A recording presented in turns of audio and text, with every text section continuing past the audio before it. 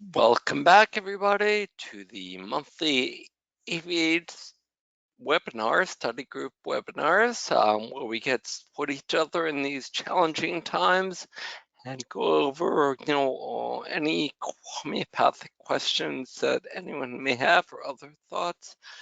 And tonight, I think we haven't discussed this, Sue. Tonight, do you want to focus on the telehealth situation, or you want to just unmute everybody and see if anyone has any other things they would like to raise, any other questions they would like to raise? I think it's probably appropriate to just see how everybody's doing with whatever constraints are happening within their community and businesses and that sort of thing. And I also think it would be interesting to explore. I'm just looking at who's here. I think it'd be really interesting to just explore a little bit about how suddenly uh, the veterinary community in North America, certainly, I can speak for, has really shifted their perspective about, well, and the medical communities in general have shifted their perspective about how valuable and useful telemedicine can be. We're seeing it in a lot of places. We're seeing, businesses who have said for ages, "Oh my gosh, nobody can ever work for home," are suddenly realizing that they're working for home, and that's working for them. And we're seeing that in the human healthcare system. Sadly, we're seeing both on the human side and other places, where people aren't seeking care because of their fearfulness about going to hospitals, who may or may not be otherwise stressed, depending on geography. I found it really interesting looking at the different states and um, uh, geographic locations, that whether some places deemed veterinary medicine essential care and some places deemed it not to be essential care, in particularly in the earlier parts of the business shutdowns and mandates and that sort of stuff. So I think it makes sense to just see how folks are doing. It's I think a lot of us are making stuff up as we go along. Um, Yeah, and I yeah, think, we're doing our business stuff, and we're looking at what's the role of the homeopathic community in this situation, trying to keep up with that sort of stuff, and also doing our our personal stuff. And I've found with the people that I've talked to, some internationally, but certainly all over North America, what's happening in everybody's individual lives seems to really be influenced a lot by their geography. And so, where some people are, um, for some people, it has not made a whole lot of difference in their immediate day-to-day life. Other people, it's significantly changed everything in their day-to-day life. We're also seeing some really interesting things happening in the food supply chain, as things get increasingly complex in the slaughterhouses, and trying to move livestock from you know, confinement and other systems into the food chain, trying to move other kinds of food into the food chain, and I think we're starting to see some interesting and different pressures there. That a month ago when we were talking, a lot of it was, buying and hoarding, and people being nervous about scarcities, and some of it was transport, but not as much. Now we're seeing actual, bogs down in the food chain, where we can't get product, either from the hoof onto the hook, or we can't get stuff out of the fields. And really seeing, I talked to 3 or 4 people today who were seeing limitations on what they could purchase in the supermarkets. We've certainly seen that here in our neighborhood, where people are being limited quite 2 items of this or that or the other thing. Had an experience here in rural southern Ontario where everybody has eggs for sale and they've been, $1.50 a dozen for the last 50 years.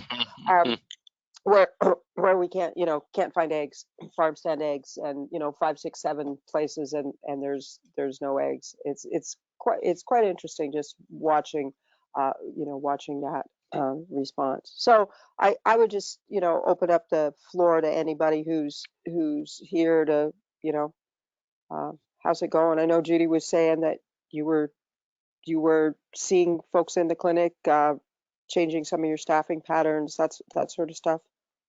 We're not seeing people in the clinic. I mean, just us. We bring the animals in, and what the my staff does is we alternate between phone and then a critter coming in, and then phone critter, and we do that specifically so that we can disinfect between those physically in the clinic. Um, and June is where we were going to toy with the idea of opening it for those who want to bring their pet in that they feel uncomfortable having it leave their hands.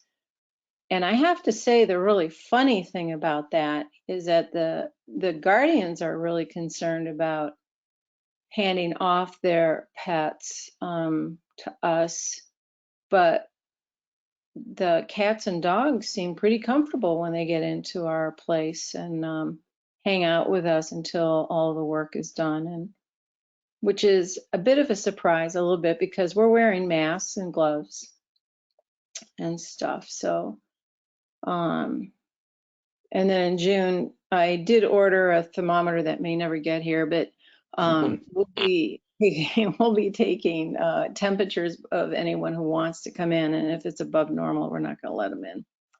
Yeah, you might Um, you might find that you're going to get tricked with that. The word has, as things have morphed and changed with clinical presentation and stuff. A lot of folks are afebrile, and they're finding actually that pulse oximetry can often be more accurate in determining stuff with humans than temperature. well, good, I don't because know if we you have got a actually you have a pulse ox unit that you can use. I have one that I put on a tongue, but I also have one that I can just put on their finger that's a little less invasive than having them, you know, Yeah, with their yeah. tongue. That's certainly been the suggestion that I've been hearing from the from the human side folks, particularly in the last week or maybe 10 days. Hmm. Well, we figured if we can do whatever we can, um, that's that's what we're gonna. And I know it's morphing too, so we have meetings, kind of weird meetings because no one's there at the same time. We do it over texting, ideas on how to stay safe and everyone. And thank God my staff listens to me saying they're not going to get it from the critters. At least at this moment, no one thinks you can. Um, those who are testing keep saying you can't. So, Mhm. and my priority is keeping my staff safe. Um, we're all, though, well, they're both doing remedies prophylactically, both of them doing different protocols and stuff like that, and Are you bumped up. supervising that, or is somebody else supervising that? Or you don't They're have to answer that question. supervising. Supervising One, the one has homeoprophylaxis. her one has her own homeopath that she's working with, Hmm. and I don't know what the other one's doing. Um, I know she's got a different homeopath, so they're probably working with their homeopaths. Hmm. And has your proportion of phone work and telemedicine shifted at all during this time, or not? Like, are you I would say there's more phone time, which was an easy transition because I mean, I've been doing it for years. right? And people will send pictures and videos, and we discuss it as we go, so you do see some things. And if something needs, like I just saw a laceration, well, I can't do this over the phone. So we schedule them to come in, sort of thing. And I think my clients really like it.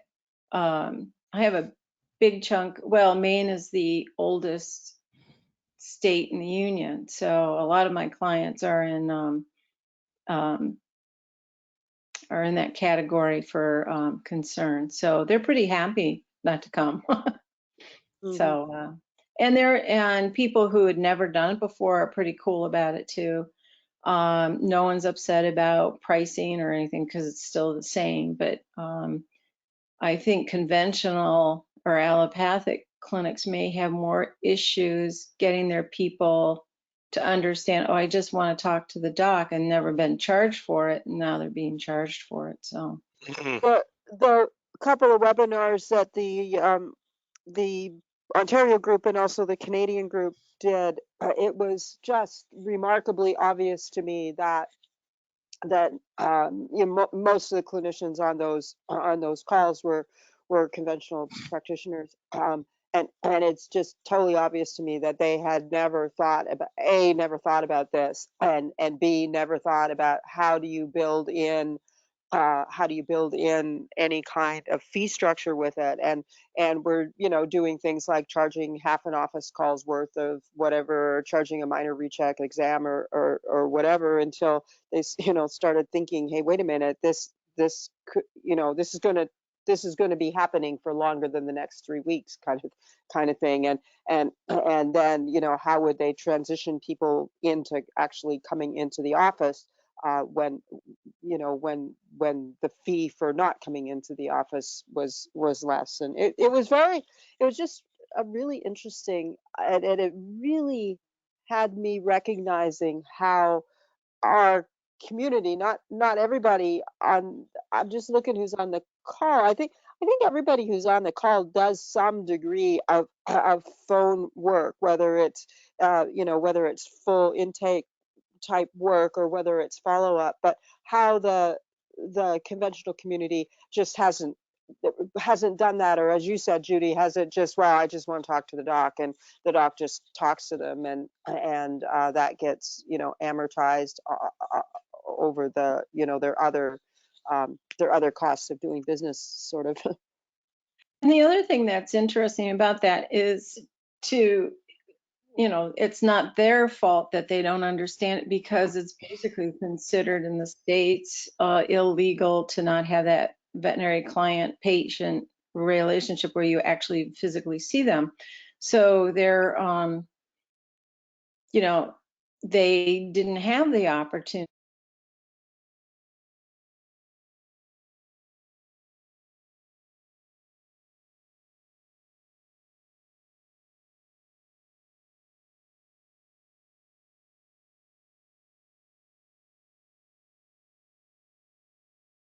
So I think that now that the can of worms have been opened up, that we would, it's going to change where people will accept, maybe, I don't know, you wouldn't call it telemedicine per se unless you have bought that system, but you would call it tele-advising, or Yeah, telehealth is what the AVMA is calling it. is that what Yeah, they're calling? Yeah, in Canada they're calling it telemedicine. I really. mean, that's the Even way with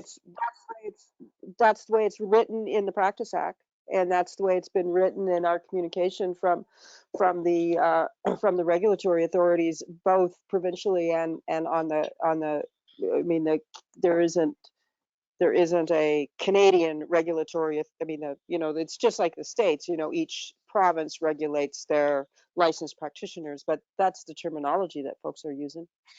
yeah, and But are here, they, well, it's kind of, is it in your Practice Act that you can do Yeah, telemedicine? yes, it is. In the Ontario Practice Act, it is, and I'm bad on dates. I think it was a year ago, April. think that they actually made an official statement about that. So Ontario is in, from the regulatory authority perspective, pretty good place. There have been some other provinces that put uh, um, riders on to say that for the moment being totally undefined at this point, they haven't got an end date on it, but they've umbrellaed that under their practice acts as well. And um, I honestly can't tell you the status of every single province, but I know there's 4 or 5 provinces, I think, where that people are not in contravention of any regulatory authority to be practicing telemedicine with a veterinary client patient relationship, and also or with the way that it's always been fine to advise another practitioner. Yeah, because we don't have that in the States.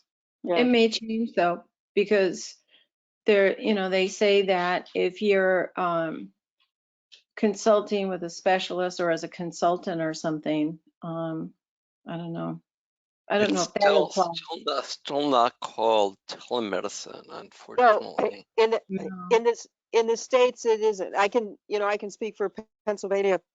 There, it was perfectly fine for me to consult with another clinician, Yeah. even so far as managing a case. So if somebody in Pennsylvania or any other state for that matter, if Jeff, if you called me to consult, then that would that would be fine. And Yep. that same in some states also, for physical presence. I used to you can do that, but that's the direct relationship with the clinician, not going and seeing clients willy-nilly. Right, right. Yeah. Because there was a thing, gosh, years ago when we were talking about telemedicine or taking phone clients Right. and Mm-hmm. and I knew for a fact that Tufts behavioral consulting group did do it, or you fill out a survey and you did a phone. You didn't have to show up. Correct. And then there was another woman who was a behavioralist who was licensed in one state and worked in 3 or 4 in the area. It was like a cluster thing of states. And then I don't know, it must have been the AVMA came out or somebody said, nope, nope, nope, can't do that. So they all changed they had to change what they were doing. Did Tufts change, Judy? Yeah. Yeah. Yeah, it changed when, yeah. Yeah, that was a long time ago they changed. Mhm. Yeah. Yeah, the diagnosis, the definition of telemedicine is diagnosis and treatment. And of course, we'd all say, well, we're not treating because we're not using pharmacologically active drugs that treat. We're not doing surgery. But then the conventional docs that say homeopathy is nothing, it can't really have any effect. It's all they turn around and say, well, you're treating with these homeopathic medicines, how effective they But are or not. but Jeff, if homeopathy is Yep. in your practice act, It's not um, it's not in any practice acts except Yes, it Maine. is. It's in Maine. it is. Maine, yep. hmm It's been in Maine for a long time.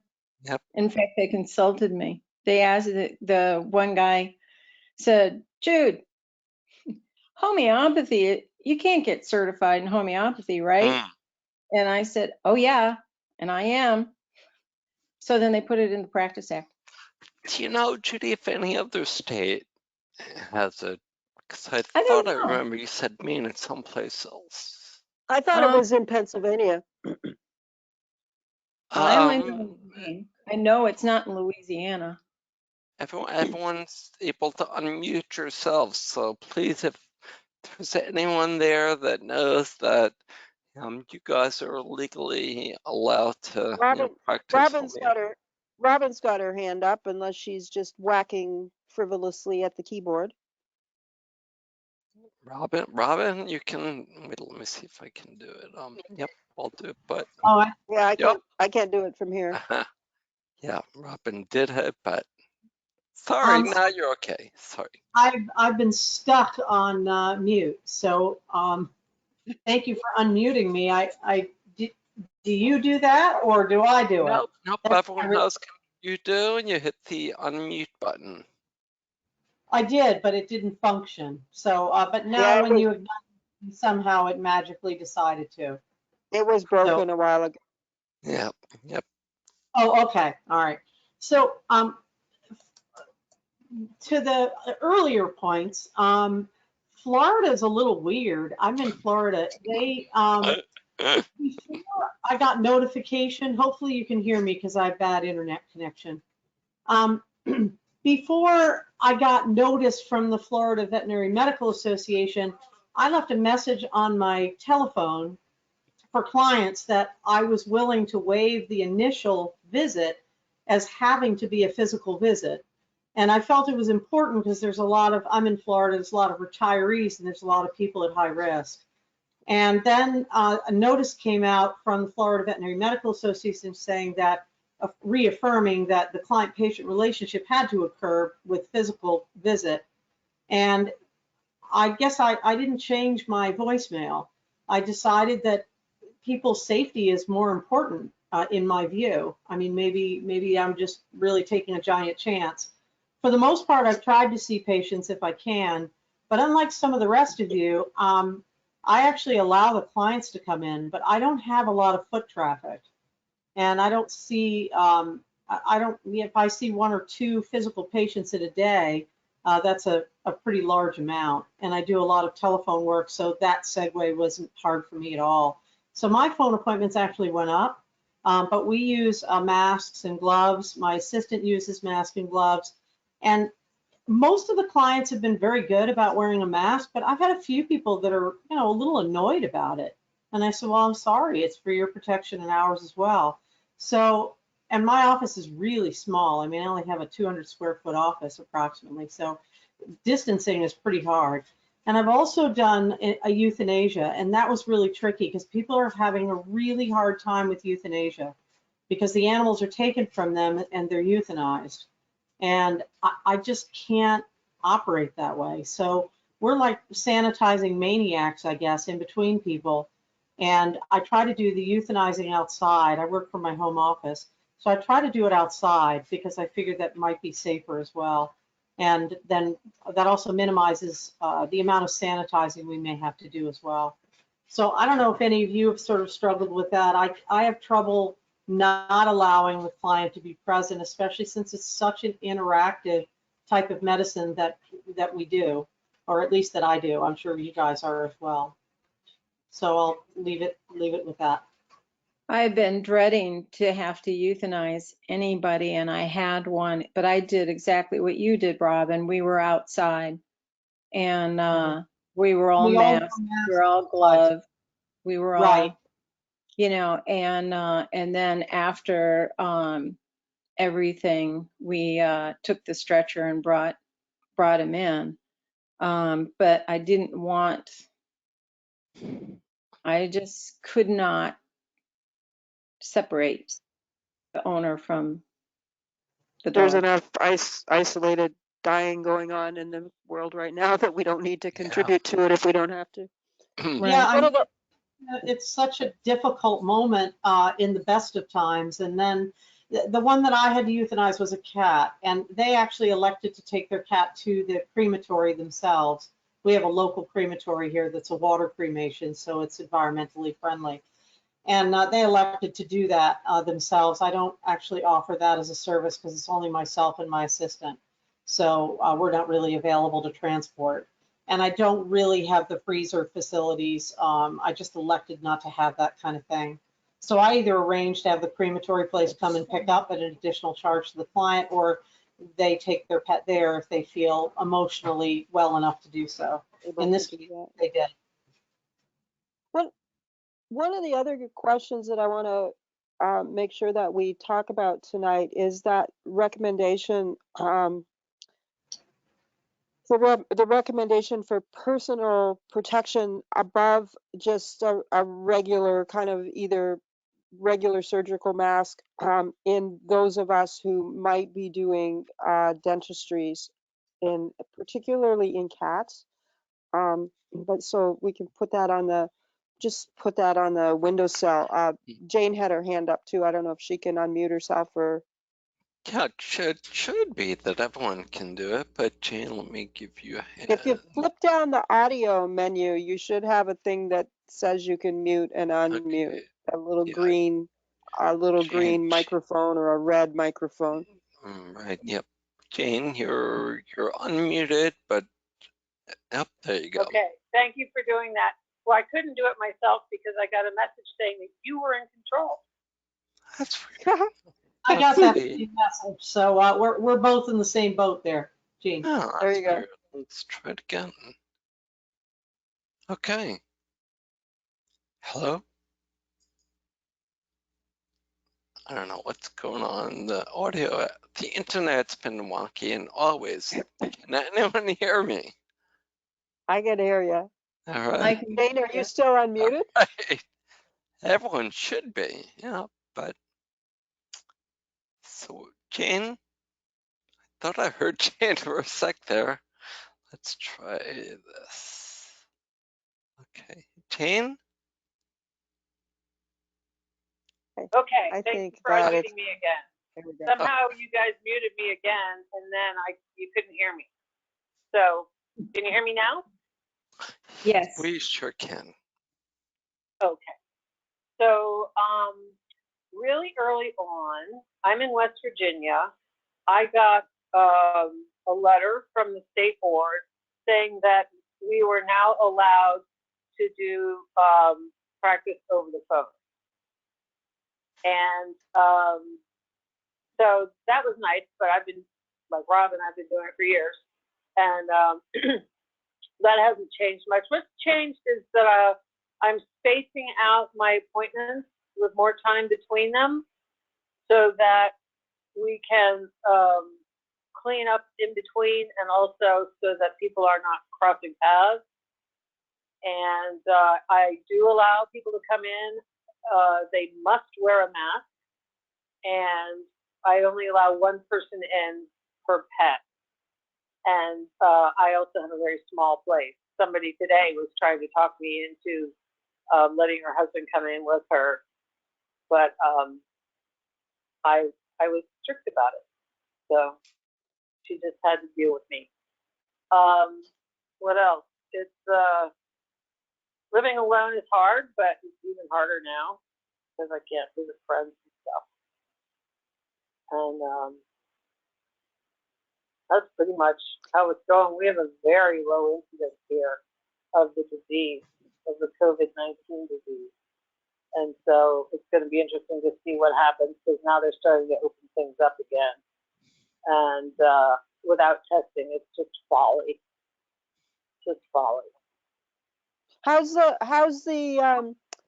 atmosphere, Jane, there? Because I know that you've got a lot of really well-traveled tourist type attractions, and the beautiful park that's just down to the south of you, plus the stuff in Berkeley Springs. That's been pretty quiet, and now they're letting folks back through? I mean, do you anticipate there's going to be traffic for the holiday weekends? And they're opening the state parks, but only to West Virginia residents. They don't want people coming in from hot places. So you can't come in from somewhere else and go to the state park. And could I, if I had West Virginia plates on, could I camp in there, or is it just for day type things? Indeed, I don't know. I don't know if they're checking ID or just looking at tags. I mean, it seems like they would check ID because a lot of people rent cars. Right. And they have all different tags. Yeah. What was that? Okay. Yeah, and just this week, even in the last couple of days, there's been a lot more traffic. Driving to and from work, it's been real quiet, but now there's a lot more traffic. There's a lot more stuff happening. Have you had, and there's kind of- have you, Go ahead. I'm sorry. No, that's okay. I was wondering if you had had any communication with Linda and the crew at Washington Homeopathics at all to see how things have been there? If they're like Well, any other, the pharmacies, they've been busier than hell, but not directly in a while. I've ordered from them, and I found out that they've changed some of how they do things. right. Linda's son-in-law is the manager, and he's changed a lot of things. And he doesn't have that gentle touch that Joe had. So it's things changed. Put it that way. But like they only have number 20 pellets now, and they only sell in 2-gram vials now. You can't get different sizes. Yeah, and so you wouldn't know if how their demand and stuff has been. I mean, certainly No, I don't know. yeah, the pharmacists, I haven't talked to a lot of them directly, but it's been they've been busier than Billy Blue Blazes, actually. A lot of people who never It knew makes anything about the H word are finding it. Yep, that's right. It does make sense that would happen. So, and then the other thing about this, the way it's affecting me, I seem to have lost some of my tolerance for stupidity. And I don't know. I didn't know I you don't had a know. lot of that. What? I didn't know You you didn't had think a lot of that kind of tolerance. Well, maybe I didn't, but now I have even less. It just a couple of weeks ago it hit me, and I was kind of stunned. And the way I was looking at it was I was kind of making it about me at first. I was going, really? Am I that much smarter than everybody else? You know, and I was like, oh my God. You know, and it's not a surprise, but this is a new depth that I've reached an understanding of. You know, it's just like, wow, I really am fascinated that we're not extinct already.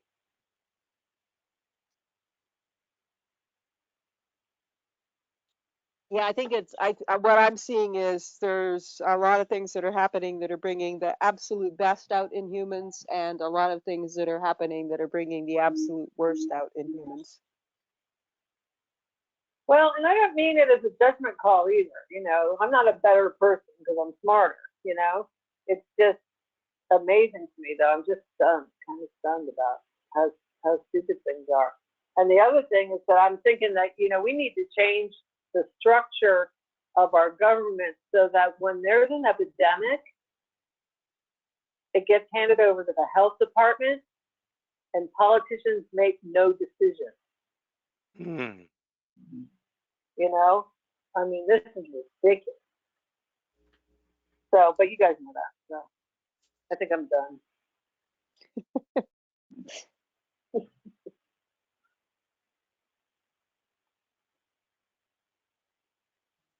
Any other comments from around the country?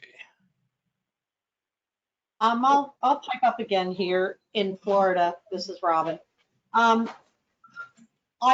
believe that one of the notices that I received from the Florida board did indicate that once you had the client-patient relationship, the physical client-patient relationship, excuse me, that you could do contact by phone with the client. They didn't use the word telemedicine, I don't think. I'd have to look. Might have been telehealth, like Jeff said. And but that I was sort of surprised about. So I think that gave me a little liberty to appointment with somebody who either I hadn't seen their pet for the first time, but maybe they're an existing client, or they were brand new. And then I've just stipulated to them that as soon as things settle down, that we do need to have a physical visit together. And I certainly hope that that's going to fly in the face of the board, because our board here in Florida can't stand homeopaths. So Yeah, they don't I've have already much had sense of humor. an expert to be able to say so. The What are the rest of you guys doing with regard to initial appointments? Have you felt, even though we're not really supposed to initiate an appointment, a first-time appointment with someone, have you gone ahead and done it anyway for the sake and safety of yourselves, your staff, and perhaps somebody that's at risk? Because I am working with some clients who are clearly at risk. That's a good. I think that's a good What do question. you It's mean? actually a question. I don't know what you mean by that terminology. What isn't clear? What part of the terminology? About having to have not being allowed to have a first visit. Well, I That think. would I think. encouraged a first visit for somebody who's at high risk to be by phone. Oh, I see. Yeah, that's a that's a new thing. But yeah, it's allowed here too now. No, it's not allowed here in Florida. I'm doing it, but it's not allowed here. Oh, So I'm really? wondering, well, no, they Oh, I see. Yeah. reaffirmed that client-patient relationship starts with physical visit. Right. That's too bad they don't allow it, but it's a good idea. I think you're right to do it. Well, I mean, I violated it because, I have people who have chemical sensitivities, and, I have some clients who are undergoing chemotherapy. It feels wrong even to ask them to drive here, even if we do collect their animal from them and bring them in and don't bring them. When they get on the road in and out of their car, let's say they have to go to the bathroom, I mean, they're going to have risk. I have clients who come from all over Florida. Are you guys essential services, Robin? Is veterinary medicine an essential service and therefore can be open, Yes, correct? it is actually. Yes, in Florida, Yeah. the board fought to keep veterinary medicine essential the whole time through.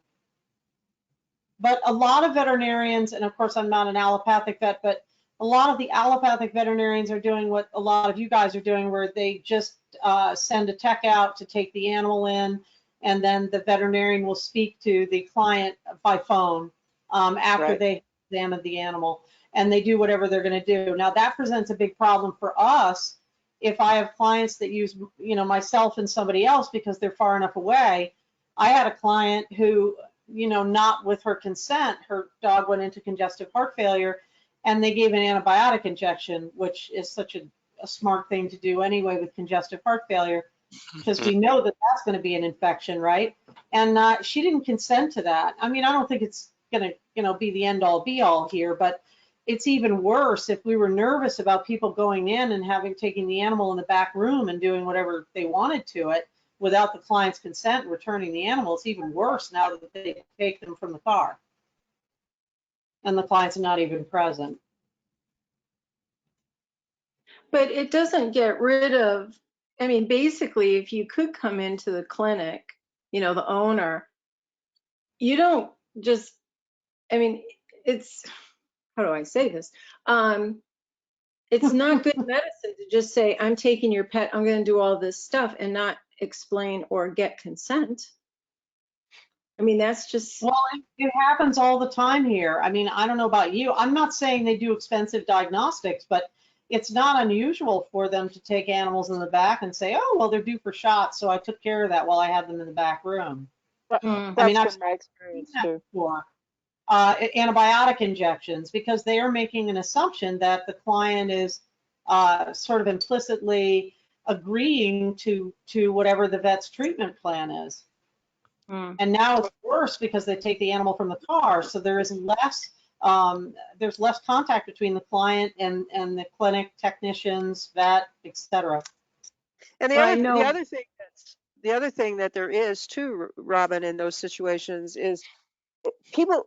I mean, we all know how anxious people are when they take their animals to the clinic. generally.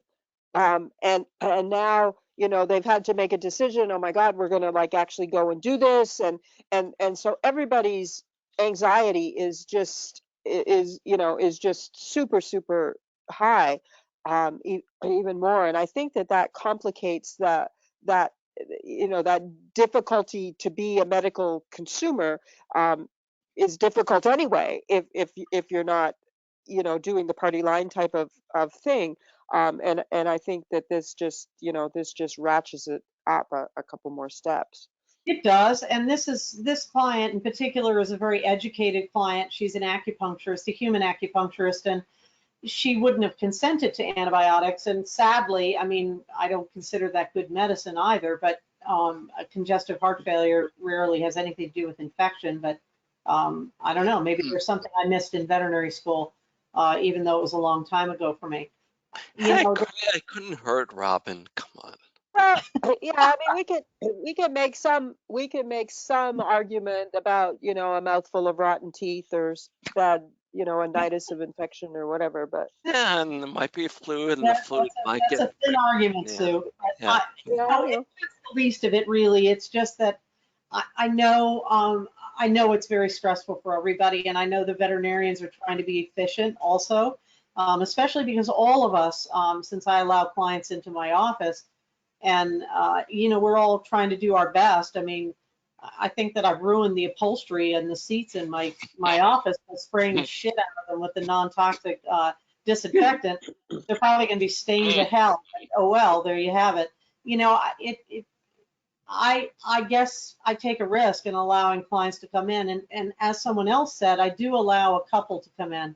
So if I have a husband and wife or two partners or whatever, I do allow them to come in. But I'm not going to have like a whole big giant family in my office or anything.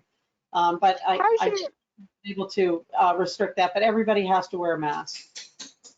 How's your staff handling? And I'm asking this generally. Are you trying to have your staff reducing their how are they feeling about coming to work, and do they have a choice, and all of those kinds of things, and are some of them choosing to not, and furlough and things, but also as far as their own relative number of contacts that they're seeing versus physical distancing or self-isolation. How's that working for everybody?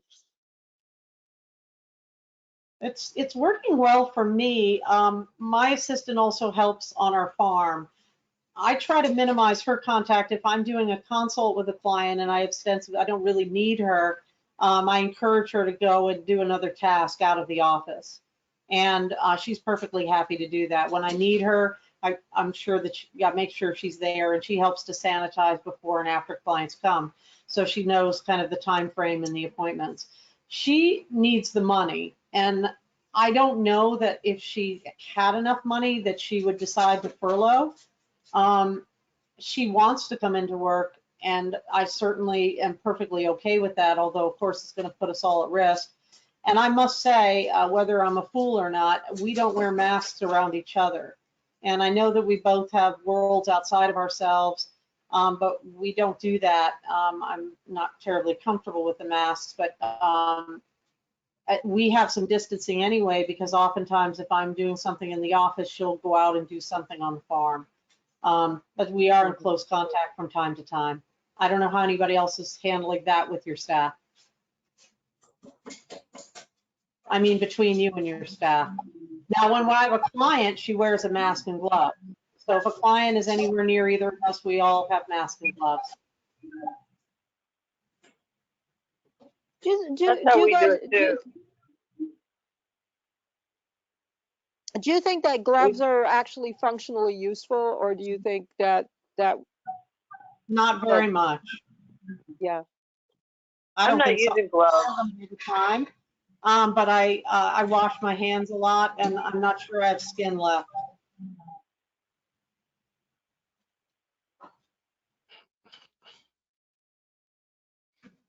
Yeah, My assistant likes the to glove. come to work too. I told her early on that if she was uncomfortable coming in, that she didn't have to, you know, that if she wanted to, you know, but she still comes, and she has a couple of people that she lives with, and we don't wear masks when nobody else is there. But we also don't work in the same room very often at all. So you're physically distant. Yeah, yeah, most of the time. Yeah. Yeah, so that's, And then when we're with a client, of course, with a client, we have a mask on. And it's an interesting to see the dogs. The dogs look at me differently with a mask on. They notice it. It's interesting. Yeah. So is anybody doing regular medical procedures? I mean, I think just looking at who's still hanging out, that some people are, and I just you know, I don't know if it's on your radar or not, and this is me who doesn't necessarily believe in the germ theory of disease, and thinks about a lot about susceptibility and stuff. I was on a really interesting webinar a couple of weeks ago with pretty hot coronavirus virologist person from Italy, and we're just talking about the potential for super aerosolization of stuff from cats in particular, but also from dogs. You know, so just thinking about how we might want to conduct ourselves. Not oh hi Fifi, how are you doing? You know, come in here and let me make an examination of you and open your mouth and look at your teeth and that sort of stuff. But when we're in actual you know, actual situations where, you know, I always intubated cats. So when we're intubating, or particularly when we're doing dentistries, and their recommendation was, and that's been the general recommendation that I've seen from the veterinary community, is to take your personal protection pretty seriously with that, just because particularly A, if they're unknown cats, or B, if you know that there's been potential exposure, or if it's in a, you know, a situation where we know there's been positive cases, or whatever, you know, and looking about the type of mask you use, and using a N95, and also using a face shield, because of the interesting predisposition that this particular virus has for being able to be infective through ocular membranes. So for whatever that is worth to anybody. Yeah. So how do you your bent, your personal bent is that you just head more towards the terrain theory than the germ theory, and I think that's probably true for all of us, or we probably wouldn't be homeopaths, but I'm wondering how that jives with what you just said as far as your It's been the total conflict. It's been the total conflict that I've had ever since this news broke in, you know, in whenever. Um, and you know, and well, like you, Jeff, you know, I was a bacteriologist by training before I was a veterinarian, so I can give you all of that story, and we all can give everybody that story, because we know how to, you know, stay sterile in surgery and all of that sort of stuff. And it's been, for me, it's been a real challenge to kind of try and saw those things off together. And I think that a little bit my advice changes when we've got the, you know, that unknown crapshoot of who are you advising. Um, and so it's been a very interesting for me, knife edge, walking all the knives that are out and about, you know, as Jane alluded to, you know, earlier, about, you know, stuff like who's saying what and what's saying what, and you know, has this situation actually fulfilled Cox postulates and all of that sort of stuff. But having said that, we still know that, we have some individuals that are getting really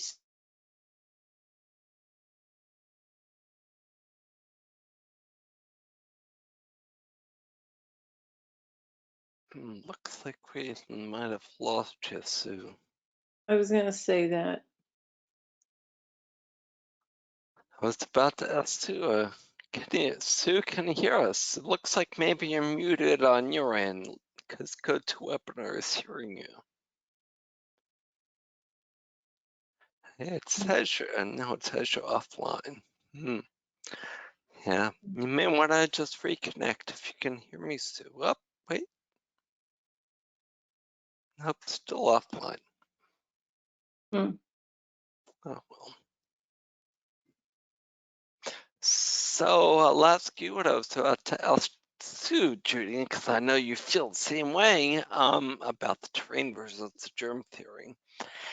Let's make believe my name is Tony, Tony Fauci. I'm an MD infectious disease person. How do you explain to me what Sue just said, basically? Fauci said that the greatest mystery to him in his life, in his medical career, has been why some people die from the virus and others aren't affected. How would you put it? I mean, are we confused by this? Well, I'm confused that they're not, because we deal with susceptibility, and maybe my brain has shifted enough that, I think there's a level of hygiene and health. There's a level of susceptibility. I can't tell him in 2 words. But I think he would agree that hygiene would have a big input, which would be lifestyle, diet, fresh air, cleanliness. And then, of course, you have predispositions. That's what he would call it. We call it mistuments and inherited miasms. I think too, um, that we need to think about, particularly like what's the relative, um, so the relatively more aggressive the nature of whatever the imposition on the vitality is, the relatively less um, influence the terrain of the individual has. So, if it's a big physical imposition like you get hit by a bus, or there's a strong chemical imposition like the gas that escaped in India earlier or last week, or a strong chemical medicine, sort of the dynamic of the impingement, if you will, and you could arguably say that perhaps when this thing we're calling SARS Corona 2, when it first broke out of the chutes, that it was pretty ugly and aggressive, and um, relatively impinging. Mm-hmm. And I think, so I think we have that, that other axis of the dynamic to think about. Um, and yeah, I also think that we generally as a population have no real ability to talk about susceptibility in the way that we as homeopaths talk about susceptibility. So people presume that young children are are healthy because just the merits of being young, or are vital, or or those sorts of things, and that suddenly something happens when you're 60 or 62 or 65 or whatever the magic thing is, and suddenly your susceptibility is huge as opposed to last week before your birthday when it wasn't. And we're not looking at those other things that we as homeopaths know and understand. And also, some of the the more physically, the things like, the concurrent, for example, the concurrent influence of vitamin D deficiencies on our health, but specifically on the interaction with this particular agent. And so, you know, yeah, I think it's complicated and complex. I think it's more complex than complicated, actually. I agree. I mean, it's, you can make yourself crazy trying to put it all together. And the thing that I find, someone would say, oh, someone just asked me today too. And what was it? It was just so obtuse. It was like, Mm, mm. I mean, It's I couldn't explain some it of to it, her. I mean, it's just really hard. The vocabulary, there's just a big disconnect. And I'm very careful who I talk to because I don't want to get into a fight that I believe in science, shit going on. right, And if I right. hear any more of that, I think I'm going to puke, but Well, and this, um, the science in some respects is really not accurate. But for me, it's a little bit like the difference between giving broad recommendations versus individualized medicine. And it's like, you how do you help coach a client to be brave in not vaccinating? And mhm, what I would say to a client who is braver, or whatever that descriptive word is, I might say something different to, I had a lady, I was speaking in a large audience one day, like multiple hundreds of people, and some lady stuck her hand up. It was a farmer's audience, but some lady stuck her hand up and she said, like, I know that vaccines are bad, and I know that they're harmful, and she's like really scared that her pet cows are going to get rabies, and she'd be afraid to pat them, and she doesn't want to feed them apples and all of this stuff because she knows they're out there in the wild, and she I mean, she wasn't in a rabies area or anything like that, but that's not the lady to try and talk out of having a rabies vaccine once in her cows, like. right, So part of it is like, when your neighbor comes to see you and they're just absolutely paralyzed with fear, those are not the people, like, how do we help people be sensible, and how do we help them be reasonable and realistic and brave in a huge situation of unknown. And I think a lot of times we've got the ability to do that. And unfortunately, I think what I'm seeing is in accord with what Jean said, that there's a lot of people out there that just seem to be not smart enough to understand. They're listening to the media, they're listening to other people, and they use the words that you can use, and they nod their heads, but they just don't get it.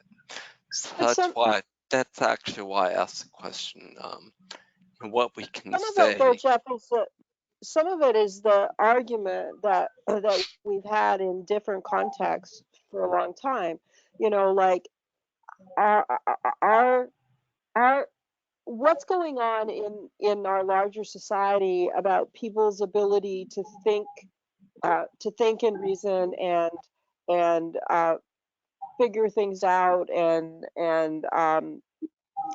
not just be swept away by whatever,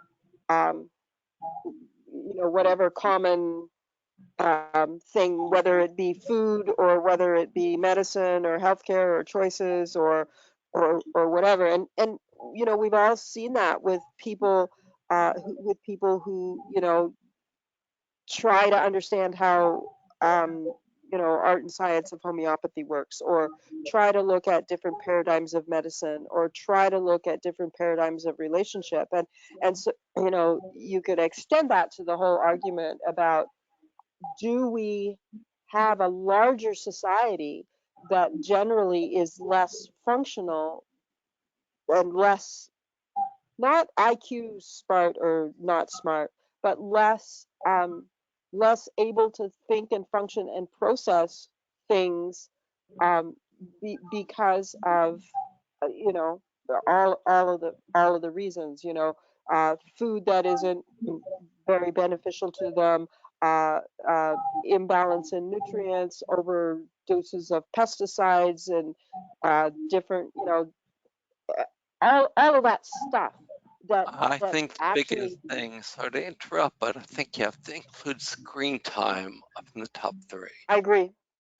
Yeah, I agree. I agree. Yeah, yeah, yeah. And and then the larger question is that just happenstance, or is that designed to create those situations, or is it happenstance and, oh my, look, it's creating those situations, and so now Hmm. now factions can manipulate or not manipulate, you, you know um Correlation or causation, yeah. Hmm. yeah.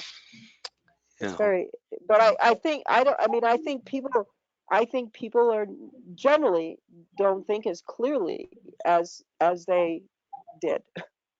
And then, like we said earlier, you put, fear, anxiety, nervousness, um, that juxtaposition of starving for contact, but holy moly, you don't want to touch anybody or be breathed on. It reminds me, I don't know the ages Hmm. of everybody who are on this call just flipping through, but there's a lot of us that are relatively more or less my vintage, or not that far away from it. But this reminds me so much of when in the late 70s and early 80s, when all of a sudden, we had this crazy thing happening that nobody knew what it was. And Hmm. then they finally decided they're going to call it AIDS, and then they started actually being able to differentiate between AIDS and HIV, and how there was, I mean, just crazy, incredible fear, and some stuff that was totally unreasonable and unrealistic, and marginalization of huge swaths of individuals, and great judgmentalness about stuff, until, oh my God, now it's blood like, just crazy. And it just reminds me, it's that same kind of energy that's running. And that brings up a great point. I know we're going over, but it's a great conversation, a very important topic. That lack of contact that you're talking about is increasing our susceptibility to I getting agree. really sick and getting the virus. And, that's one of 5 or 6 um, parts of known quantitated parts of the terrain, which is what's so frustrating to me is susceptibility has been defined in molecular terms that Fauci could understand, that he should know about.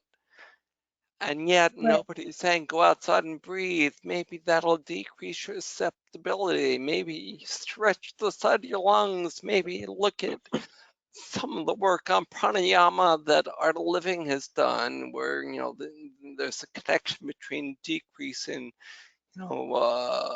physical biochemical parameters and breathing, not just that you feel less stressed. Well, we know just fear and cortisol, Yeah, like, Right. yeah, yeah, like we can all be in one room and be scared, and still yep, not. yep, yep, Yeah. yep, And the misunderstanding of uh social distancing and again, this is going to vary geographically, but physical distancing, and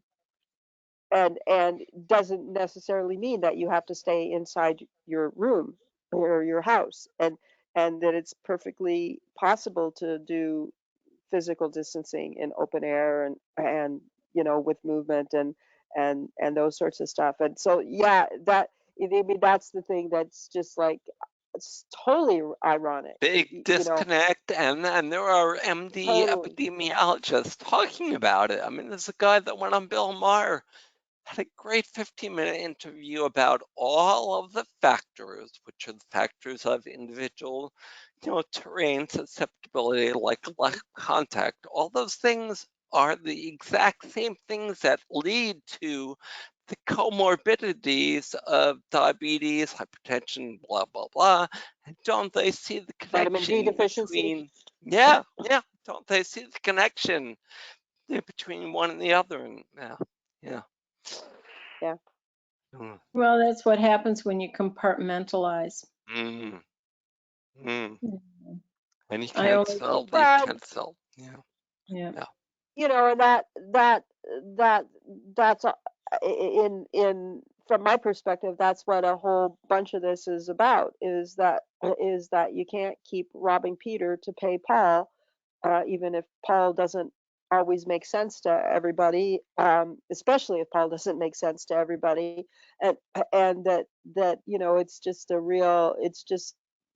that real culmination about how out of whack with the cadence and rhythm of um, interdependent reality that we live in, in both in our society of this country, this province, this state, versus the country, versus the continent, versus the whole world. And it just is like, whoa, wait a minute, it's all intertwangled. Mm. And what affects the part affects the whole. And like, you've known this for a long time, and our ancestral folks have known this for a long time, and somewhere it gets lost in the day to day. And so there's a certain big call to pay attention to that in a different way than we've ever paid attention to it, I think, in our existence, So I which I vacillate think where the between, real creative conversation can happen. I mean, I vacillate between extreme optimism about the future to looking around and saying, they're redesigning the world to, you know, follow this flawed theory, and that means it's going to get harder to gain traction. Um, the terrain. So, what do you say? What do you say to people? I think the only thing we can do is do what we do as individuals, and Yeah. and I believe in the 100th monkey, and I believe that when people join energy and and thought in a non-judgmental way, and work for, like, just work in that. I don't know what, I don't want to label the conversation by putting a word, but work in that sort of compassionate, true, pure way, then eventually that prevails. And I think one of the conversations that I had with myself today was looking at the timeline of things, and 6 months or a year or whatever, it's like, holy God, that's like for freaking ever. And then you think, well, wait, like, if you look in like that larger cultural thing. I was listening to somebody talk the other day. It was actually a movement guy, he's a Feldenkrais guy, and he was talking about, is being a human natural, and is it natural being humans? And so we talked about, going from quadruped to bipedal, and what that does to bodies. And suddenly, like, our diaphragm suddenly is working different ways, and our mesentery is, instead of supporting things in the down, it's supporting things in the in the lateral. It talked about how, as humans, we put all our most vulnerable bits out to face the world, whereas in the quadrupeds, all of our vulnerable bits, our balls and our reproduction and our gut and our soft belly and our throat and big vessels and stuff are more hidden. So he's talking about that, and then talking about how long ago did that happen for those of you who want to put that in a linear timeness thing. So that's like 200,000, wait, 200,000 generations. I don't do numbers well all the time. Yeah, so 200,000 generations. And then talking about when, fire, and having some control of fire. And the fire may have started, intentionally, but accidentally, depending on how you believe, those, look at those things. I don't think lightning is necessarily accidental, but then the keepers of the fire, and how that suddenly made a hearth, and it suddenly, got people gathered in a different way. And that was only, 50,000 generations, or 30,000 generations. And then the next thing that happened was, we started tilling the ground, and that made us able to consolidate humans in larger groups. And that was the huge thing, because now, instead of having hunter gatherer nomadic society, now there were cities, and the city striated things, and it made the caste, it made the owners and the non-owners, and it made the workers and the benefactors, and it made the buyers and the sellers in a way that was different than it had been before. And that was, that hasn't been that many generations. And then talked about electricity, and then talked about electronics, in that way. And so I started thinking about, like, the time. And so, like, what the hell, in that sort of time, like, what's a year? Right? It's just a little fart in the whole space. And it's just interesting when you're in that moment of that time. It seems like forever, but when you look, when you take a step back, it's like figuring out what a week was when you were 2 years old, as opposed to what a week is when you're 52, or 22. um, yeah. Okay, we're running way over. Do you want to keep talking, chatting, everyone, or should we just call it a night? I have a quick question. Please. Thinking back about this, I thought of this question when Susan was talking about the client who's really afraid to not vaccinate.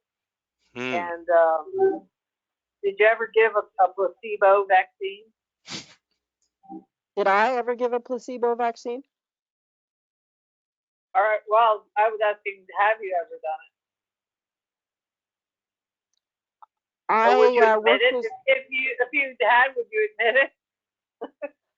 If I had, I would admit it, because I had a big argument with, actually, with Glenn Dupree about doing that when Glenn came to practice with me, and about giving rabies vaccines, because in his practice in Louisiana, he would give a rabies vaccine that he would spell in the chart RABBIES, and that meant that he had a vial of something that he had colored up with some vitamin B, so it looked like something, and that's what he would inject. And man, oh man, oh man, he and I went round and round and up and down, and sat down to rest, and went round and round across the ceiling and up and down again. And it's like, like, not over my signature. Is that ever going to happen? And yeah, no, Yeah, I yeah. didn't. You take a risk when you do that with the Yeah, rabies shot, I didn't. especially. I didn't. And I don't mean to sound like goody two shoesness about it, but I think that I think there's other ways that we can see they're there to our clients. Um, in other ways than doing that. And I'm not saying doing that is bad or good or whatever. I'm just saying I can't. I could give a placebo remedy, like a blank I've done that. I've done I don't I've do done that often. the placebo distemper shots, but not rabies. Yeah, Yeah, so I've never. could you do it if you didn't charge for it? What's that? No, no, Oh, because I do shit piles of pro bono work anyway, so it doesn't make any difference, right? Yeah, no, no.